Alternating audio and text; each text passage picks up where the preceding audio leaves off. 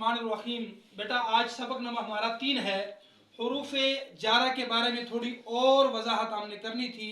ویسے اکثر کتابوں کے اندر یہ پڑھایا جاتا ہے اور پڑھا جاتا ہے کہ ضمائر جتنی بھی ہیں وہ مبنی ہوتی ہے، اور اسم کی دو قسمیں، اس میں معرب ہوتا ہے، اس میں مبنی معرب وہ ہوتا ہے کہ مختلف عوامل کے آنے کی وجہ سے جس کا آخر تبدیل ہوتا رہے.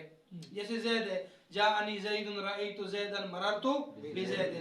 اور مبنی وہ ہوتا ہے کہ جس کا آخر مختلف عوامل کے آنے کی وجہ سے چینج نہ ہو بلکہ اپنی حالت پر برقرار رہے. جیسے ہاؤلاء جانی، ہاؤلاء رأیت، ہاؤلاء مررت بہاؤلاء. اب حروف جارہ میں سے 4 ایسے حروف ہیں جو ضمائر کو مجرور کرتے ہیں، یعنی اگرچہ ضمیروں پر داخل ہوتے ہیں لیکن انہیں مجرور بنا لیتے ہیں، عمل کرتے ہیں.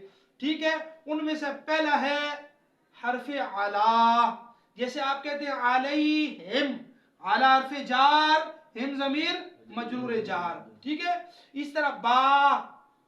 ٹھیک ہے، آپ کہتے ہیں بہی، با حرف جار اور ہی ضمیر مجرور جار.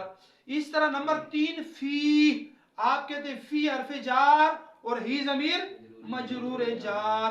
نمبر 4 آپ کہتے ہیں الہ، الہ حرف جار، الیہ آپ کہتے ہیں نا، الیہ میں الہ حرف جار اور ہی ضمیر مجرور جار. تو حروف جارہ میں سے 4 حروف ایسے ہیں جو ضمائر کو بھی مجرور کر دیتے ہیں.